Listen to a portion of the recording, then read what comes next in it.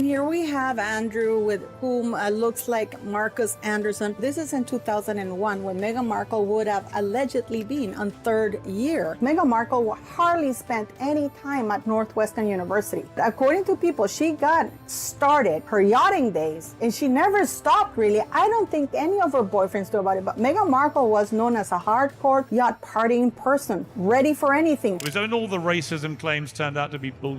The mental health claims were all of it was bullshit, designed to damage and attack the royal family, the monarchy, and all of it. And it made me puke. So Jessica Mulroon introduced her to Marcus Anderson in Toronto. It makes them newsworthy. So you either then ignore what people are talking about, are debating and having all the silly stuff about the fake part. Back in her early days, she was totally reliant on Soho House to pay for her travel, to pay for her accommodation. Meghan Markle has gone back to live in California. And she's living the life she probably wanted all along. Yes. A life of unparalleled luxury and riches. The critical consensus regarding the recent media output from Montecito has been, to put it mildly, savage.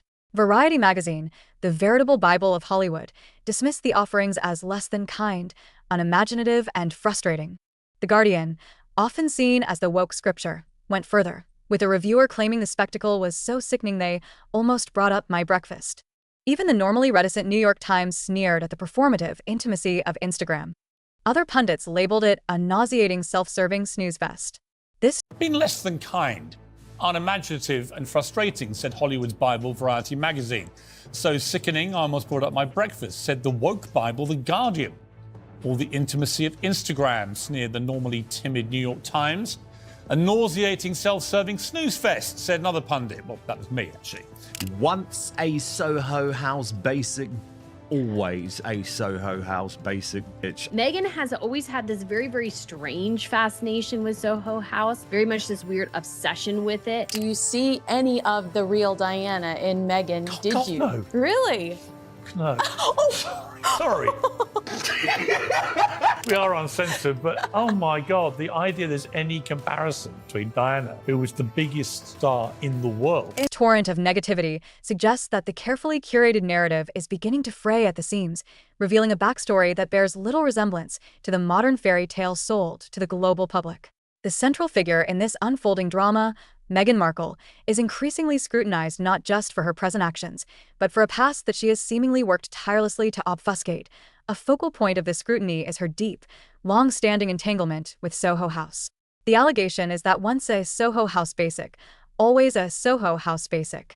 I'm Marcus Anderson. I hope to prove to you in this video that Meghan Markle wouldn't have the level of global fame that she enjoys now. Never complain and never explain was the late Queen's motto for royal PR. For Harry and Meghan, it's more a case of never reign and never abstain, especially when it comes to nauseating self-publicity, which invariably backfires. Observers have noted a very strange fascination, bordering on a weird obsession, with the private members club that predates her royal life by years. This connection raises uncomfortable comparisons. While Meghan often invites comparisons to Princess Diana, some critics find the reality closer to Prince Andrew, particularly regarding the company she kept. Back in 2001, while allegedly in her third year at Northwestern, a university where sources claim she hardly spent any time, the narrative suggests her focus was already elsewhere. The counter-narrative that is emerging paints a picture of Meghan not as a naive actress swept off her feet, but as a hardcore yacht-partying person ready for anything. He is like a parasite, always lurking in their shadow. No normal family has a constant third wheel, male or female, leeching onto their every move. Marcus is practically glued to them. Are there any fans of Meghan Markle in tonight?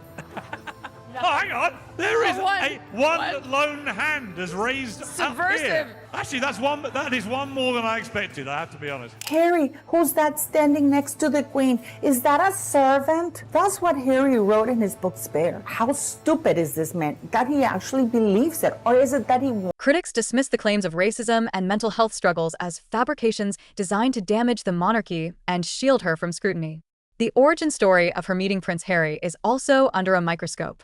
The official line involves a blind date set up by a friend, but the deeper connection always leads back to Marcus Anderson and the Toronto Soho House scene.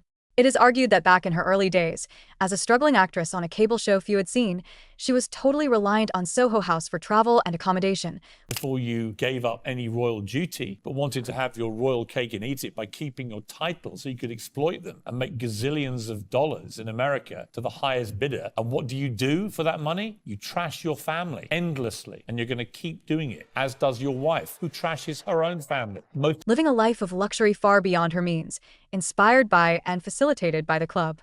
Even when rumors circulated that Soho House was struggling financially, Meghan's lifestyle within its ecosystem never wavered. The theory posited by many skeptics is that without Marcus Anderson, Meghan Markle would not possess the level of global fame she enjoys today. The late Queen's motto for royal PR was, "Never complain, never explain." For Harry and Meghan, critics suggest the motto is, "Never reign and never abstain," particularly when it comes to self-pity that invariably backfires. Through it all, Marcus Anderson has been a constant, almost ghostly presence. He is described by some as a parasite, always lurking in their shadow, a perpetual third wheel glued to their every move in a way no normal friendship justifies. The tension between the curated image and reality came to a head in a way few expected, allegedly orchestrated by Piers Morgan. Morgan, who has nursed a public grudge since being ghosted by Meghan after they shared drinks in 2016, reportedly unleashed what commentators are calling receipts. This wasn't just another rant. It was a strategic strike involving photos allegedly showing Meghan at exclusive Soho House events long before her royal days, surrounded by powerful men, ensconced in elite circles she later claimed she never chased. These were images sources claim were meant to remain buried, wiped from the internet through legal pressure and PR spin. The timeline of Meghan's rise is inextricably linked to this network. She only became prominent within the Soho House scene after landing her role on Suits, which allowed her to be introduced to and subsequently remain in the presence of Marcus Anderson. The question screaming louder than any other is what Meghan was really doing at those parties and why the effort to erase them has been so ferocious. The saga involves a complex web of interactions. It requires rewinding to 2015 to a fateful weekend when Prince Charles and Harry attended a grand opening of Soho House. It involves understanding the depth of Piers Morgan's perceived betrayal. He believed a genuine friendship was forming during their hour-long chat at a Kensington pub, only for Meghan to meet Harry at Soho House the next night and cut Morgan off completely. To most, that's just moving on. To social observers, it smacks of calculated climbing. Morgan took it personally, and his subsequent attacks on her veracity, which cost him his job at Good Morning Britain after a record 58,000 complaints, were fueled by this personal animus. He refused to apologize for not believing Princess Pinocchio and walked away, only to allegedly bide his time until he could present visual evidence. The man standing beside Morgan in this campaign against the Sussex narrative is, unwittingly, Prince Harry himself. Critics view Harry as completely manipulated, a man who has been isolated from his entire family, barring Meghan's mother, and brainwashed into believing he is protecting a reincarnation of his mother, Princess Diana. Observers note the psychodynamic elements at play, suggesting Meghan has studied Diana's mannerisms to convince Harry of this parallel.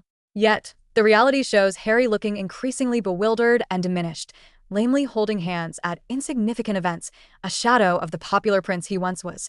The allegations surrounding the photos are damaging because they contradict the clean and simple pre-Harry story of a working actress focused on charity and her blog, The Tig. Critics argue she didn't have the talent to become an A-lister through acting, so she orchestrated a different path to global fame, viewing Canada as merely a pit stop on her return to Hollywood triumph. The Netflix documentaries omit her deep immersion in Soho House culture, where she was not a casual guest, but someone who allegedly treated the clubs as her base of operations, accessing locations in London, New York, and Toronto that even major celebrities like Kim Kardashian couldn't penetrate.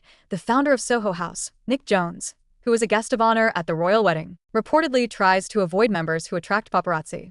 Yet photos allegedly show Meghan repeatedly at these events, positioned exactly where billionaires and power players gather. This lifestyle does not match that of a Deal or No Deal girl or a supporting actress on a basic cable show. The accusation is that she was making her real money not on Suits, but through other means facilitated by this network. This reality is a stark contrast to the humble humanitarian brand she has built. Critics argue she hasn't just degraded Harry, but mocked his entire heritage and family traditions with apparent glee. The central mystery remains Marcus Anderson.